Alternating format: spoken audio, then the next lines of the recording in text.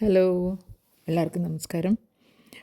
ഇന്ന് രാവിലെ ഞങ്ങൾ കുറച്ച് ലേറ്റായി. കാര്യം 3-4 ദിവസമായിട്ട് ഇപ്പം ഇങ്ങനെ കറങ്ങി അപ്പം കുറച്ച് ലേറ്റായിട്ടാണ് നമ്മളിന്ന് എല്ലാം ബ്രേക്ക്ഫാസ്റ്റൊക്കെ കഴിഞ്ഞ് ഇറങ്ങിയത്. അപ്പോൾ രാവിലെ കുറച്ച് പാരീസ് അവിടെ ഇവിടെയൊക്കെ ഒന്ന് കറങ്ങി, നടന്ന് സിറ്റിയൊക്കെ ഒന്ന് കറങ്ങി. പിന്നെ വൈകുന്നേരം അപ്പം ഞങ്ങൾ വിചാരിച്ചു എന്നാൽ മോണ്ട് മാർട്ടെ എന്ന് പറഞ്ഞൊരു സ്ഥലമുണ്ട്. അത് പാരീസിൽ വളരെ നല്ലൊരു സ്ഥലമാണ്, കാണേണ്ട സ്ഥലമാണെന്ന് പറഞ്ഞ് കേട്ടിട്ടുണ്ട്. അപ്പോൾ അത് ഏതായാലും കാണാം എന്നും പറഞ്ഞിട്ട് ഞങ്ങളവിടെ അവിടെ ഒരു ബസിലിക്ക, ഒരു ചേർച്ചുണ്ട്. ആ ചേർച്ചിൻ്റെ മുകളിലെത്തുകയാണെങ്കിൽ നമുക്ക് താഴെ ഫുൾ പാരീസിൻ്റെ വ്യൂ കാണാം. അപ്പം ഞങ്ങൾ മെട്രോ എടുത്തു. മെട്രോയിൽ നിന്ന് അവിടെ ഇറങ്ങി ഗൂഗിൾ മാപ്പ് ഇട്ടിട്ട് നടക്കുകയാണ്. അപ്പോൾ കുറച്ച് കയറി, പക്ഷേ ഗൂഗിൾ മാപ്പ് ഇങ്ങനെ മാറി മാറി കാണിക്കുന്നുണ്ട്. അപ്പോൾ കുറച്ച് വഴി തെറ്റിയോ എന്നൊക്കെ നമുക്കിങ്ങനെ സംശയം തോന്നി. പക്ഷേ എന്നാലും ഞങ്ങൾ വിചാരിച്ചു സാരമില്ല, നേരെ ഇങ്ങനെ കയറി പോകാമെന്ന് പറഞ്ഞിട്ട് അങ്ങനെ കയറി പോയി. അവിടെ എത്തിയപ്പോഴത്തേക്ക് ഒരു ബ്യൂട്ടിഫുള്ളായിട്ടുള്ള നല്ലൊരു വില്ലേജ് ഇൻ പാരീസ് എന്ന് തന്നെ പറയാം. അങ്ങനെ അവിടുത്തെ വൈബൊക്കെ കണ്ട് നല്ല രസമുള്ളൊരു സ്ഥലത്ത് കൂടി നമ്മൾ പോയി. അപ്പം അവിടെ കുറേ ഇങ്ങനെ കഫേസും ഇതേപോലെ ഇങ്ങനെ കഫേസൊക്കെ അവർ ഡെക്കറേറ്റ് ചെയ്യുന്നത് എങ്ങനെയാണെന്ന് വെച്ചാൽ മുകളിൽ ഇങ്ങനെ കുറേ പൂക്കളൊക്കെ വെച്ച് ആർട്ടിഫിഷ്യൽ പൂക്കളൊക്കെയാണ് വയ്ക്കുന്നത്. പക്ഷേ എന്നാലും നല്ല രസമായിട്ട് ഡെക്കറേറ്റ് ചെയ്ത് നല്ല കളർഫുൾ ലൈറ്റൊക്കെ ഇട്ടിട്ട് വെളിയിൽ നല്ല സീറ്റിംഗ് അറേഞ്ച്മെൻറ്റ്സ് ഒക്കെ വെച്ചിട്ട് നല്ല രസമായിരുന്നു, നല്ല വൈബായിരുന്നു. അപ്പോൾ ഞങ്ങൾ നോൺ വെജ് കഴിക്കാത്തതുകൊണ്ട് ഞങ്ങൾക്ക് ആ ഫുഡ് ടേസ്റ്റിങ്ങിനൊന്നും വലിയ സ്കോപ്പില്ല. അപ്പോൾ അത് കാരണം ഞങ്ങൾക്ക് അതൊന്നും പറ്റിയില്ല. നേരെ കാണുന്നതാണ് ബസിലിക്ക. അപ്പോൾ ഞങ്ങളിങ്ങനെ അവിടുത്തെ വൈബൊക്കെ എൻജോയ് ചെയ്ത് നിറച്ച് പാട്ടും ചില സ്ഥലത്ത് ഡാൻസും അങ്ങനെയൊക്കെ എല്ലാവരും എൻജോയ് ചെയ്ത് നടക്കുന്നതൊക്കെ കണ്ട് നമ്മളിങ്ങനെ അതിലേ നടന്നു. ഞങ്ങൾക്കിങ്ങനെ അതിശയം തോന്നി. വയസ്സായ ആൾക്കാരും അങ്ങനെ എല്ലാ ആൾക്കാരും വെളിയിൽ വന്ന് വീട്ടിനകത്ത് ആരും ഇരിക്കാത്ത പോലെ എല്ലാവരും വെളിയിൽ വന്ന് ഭക്ഷണം കഴിക്കുന്നത് നമുക്ക് തോന്നി.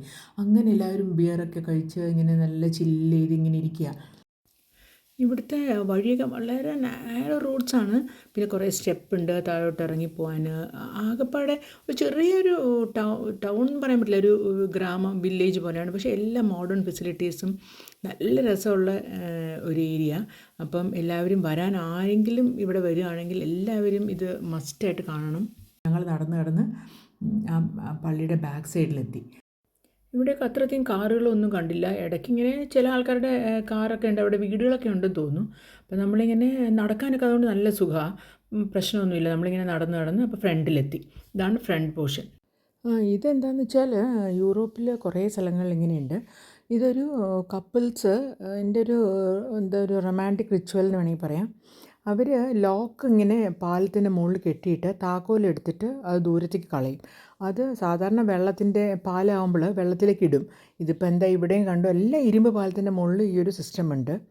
അങ്ങനെ ചെയ്ത് അവരുടെ love will last for ever എന്നാണ് അവരുടെ വിശ്വാസം. ഇപ്പോൾ സന്ധ്യയായി, വിളക്കൊക്കെ ഇട്ടാൽ നല്ല ഭംഗിയായിരിക്കും.